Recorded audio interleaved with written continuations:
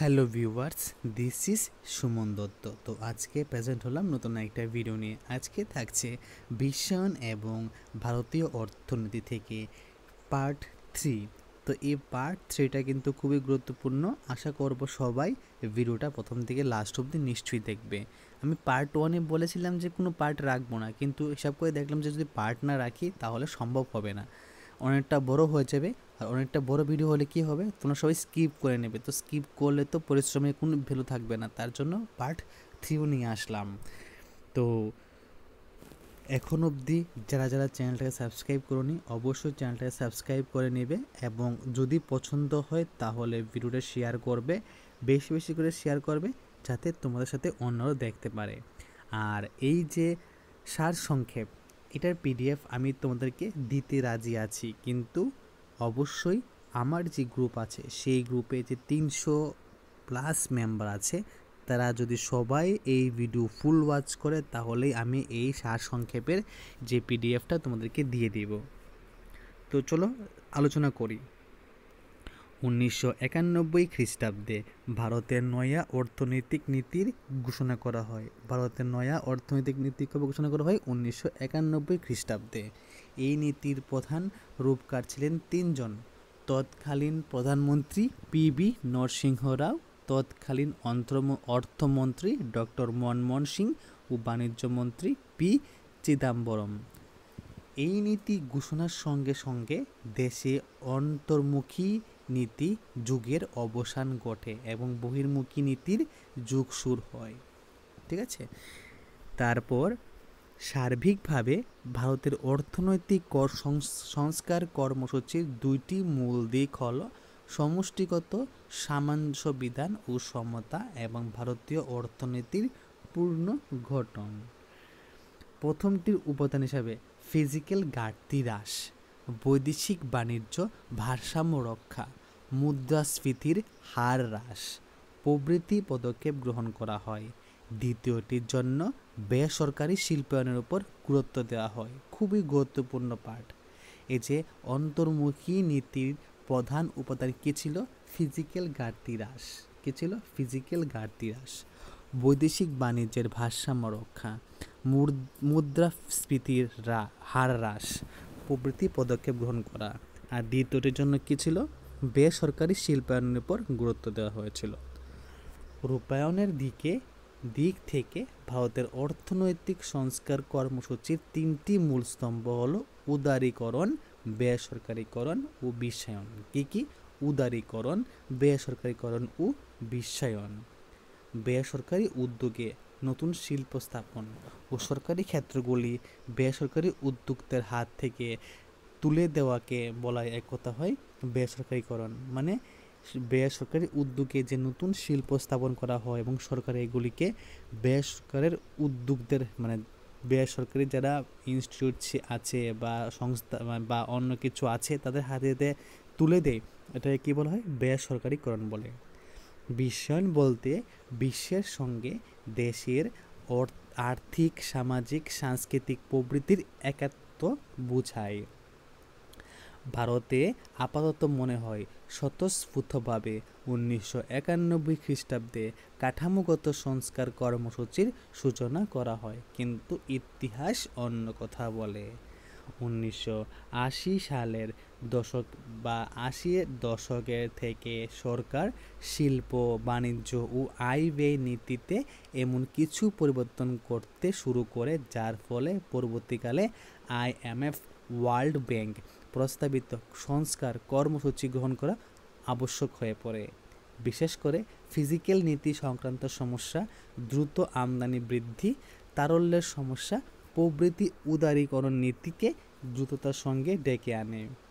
সংস্কার কর্মসূচিতে 5 প্রকার নীতির কর্মসূচি গ্রহণ করা হয়, যথা শিল্পনীতি, বাণিজ্য নীতি, রাজস্ব নীতি, আর্থিক নীতি আর হলো মূলধনের আগমন সংক্রান্ত নীতি। তো সংস্কার কর্মসূচিতে কয় ধরনের নীতির গ্রহণ করা হয়? 5 ধরনের। একটা হলো শিল্পনীতি, বাণিজ্য নীতি, রাজস্ব নীতি, আর্থিক নীতি ও মূলধনের আগমন সংক্রান্ত নীতি। নয়া শিল্পনীতিতে লাইসেন্স ব্যবস্থার অবসান ঘটানো হয়। প্রযুক্তি আমদানি ক্ষেত্রে স্বাধীনতা দেওয়া হয়, সরকারি ক্ষেত্রে সংকোচন করা হয়, এমআরটিপি আইনের অবলুপ করা হয়, ক্ষুদ্র শিল্পের গুরুত্ব প্রভৃতি পদক্ষেপ নেওয়া হয়।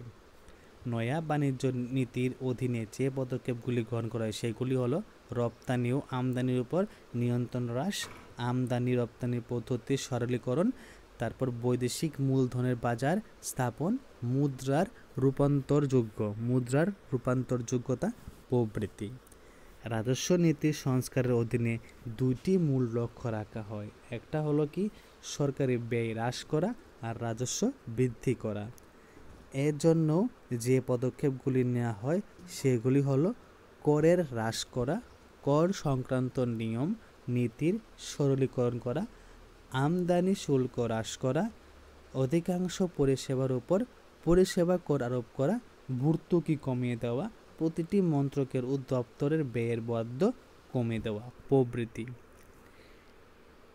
আর্থিক ক্ষেত্রে যে পদক্ষেপগুলি গৃহীত হয় তার মধ্যে উল্লেখযোগ্য হলো নগদ জমা ও বিধিবদ্ধ জমা অনুপাত হ্রাস করা, ব্যাংকগুলির জমার উপর প্রদেয় সুদের হার স্থির করার কিছুটা স্বাধীনতা দেওয়া, বাজার থেকে মূলধন সংগ্রহের জন্য প্রতিটি রাষ্ট্রায়ত্ত ব্যাংকেই শেয়ার বাজারে নিজস্ব কিছু শেয়ার ছাড়ার অনুমতি দেওয়া, তারপর বেসরকারি উদ্যোগে বাণিজ্যিক ব্যাংক স্থাপন করার অনুমতি দেওয়া হয়। মানে অনেক কিছুই করা হয় দেখা যাচ্ছে। মূলধন বাজারের সংস্কারের জন্য যে পদক্ষেপ গ্রহণ করা হয় সেগুলি হলো সেবের ক্ষমতা বৃদ্ধি, অনাবাসী ভারতীয় ও বিদেশি বিনিয়োগ উৎসাহ দান, ক্রেডিট রেটিং এজেন্সি যথা CRISIL, IICRA এবং CARE গড়ে তোলা, সংশ্লিষ্ট কোম্পানি দ্বারা নতুন শেয়ারের মূল্য নির্ধারণ, বেসরকারি স্তরে ভারতের মিউচুয়াল ফান্ড গড়ে তোলার ছাড়পত্র দেওয়া প্রভৃতি। ভারতের সংস্কার কর্মসূচি একটি দীর্ঘমেয়াদী নিরবচ্ছিন্ন প্রক্রিয়া যা ধীরে ধীরে দেশের প্রতিটি ক্ষেত্রে নিয়ন্ত্রণের পরিবর্তে বাজার নিয়মকে অগ্রাধিকার দিচ্ছে। সরকারি নিয়ন্ত্রণের বিলোপ সাধন ও বাজার নিয়মের সূত্রপাত দেশীয় অর্থনীতিতে এবং জনগণের জীবনযাত্রা প্রণালীতে আমূল পরিবর্তন এনেছে।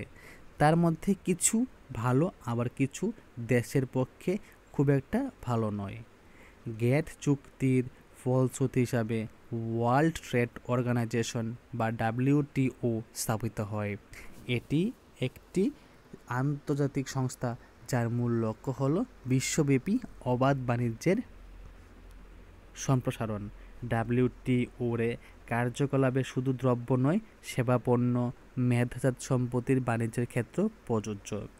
ভারতে 1948 থেকে গ্যাটের সদস্য এবং 1 জানুয়ারি 1995 থেকে WTO এর সদস্য।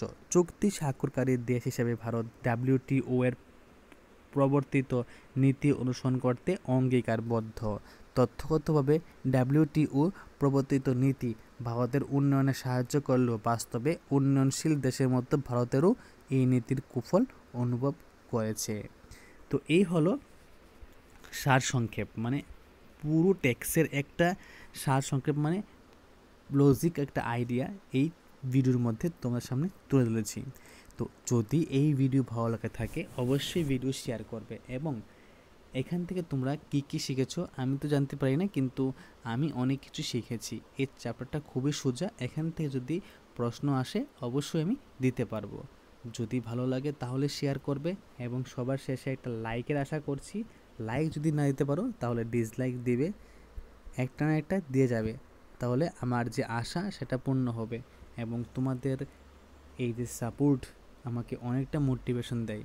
যদি সাপোর্ট না করো তাহলে ভিডিও বানানোর কোনো উদ্দেশ্য রইল না। এই সাপোর্টের অভাবে দেখতে পারো সকালে ভিডিও আপলোড হলে আর রাত্রে ভিডিও আপলোড হয় না। যত সাপোর্ট থাকবে তত ভিডিওর বানানোর উৎসাহ পাবো। তো এখন বাকিটা তোমাদের উপর। সো সবাইকে অসংখ্য ধন্যবাদ ভিডিওটা প্রথম থেকে লাস্ট অবধি দেখার জন্য।